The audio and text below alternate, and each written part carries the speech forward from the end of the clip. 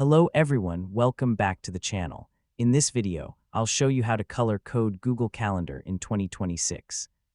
Color coding helps you organize your calendar and quickly identify work, personal, family, study, or travel events. First, open Google Calendar in your web browser. On the left side, find the My Calendars section. Now move your mouse over the calendar you want to change. For example, I'll use the family calendar.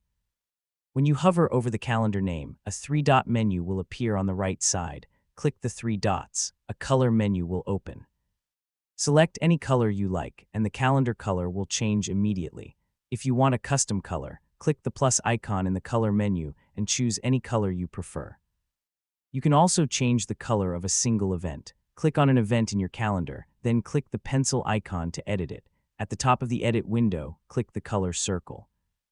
Choose a different color for that event and click Save. Now only that event will appear in the new color, while the rest of the calendar remains unchanged. Using different colors for different calendars makes your schedule much easier to read and manage.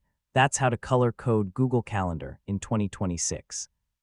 If this video helped you, please like the video, subscribe to the channel, and turn on notifications for more Google Calendar tutorials. Thanks for watching, and I'll see you in the next video.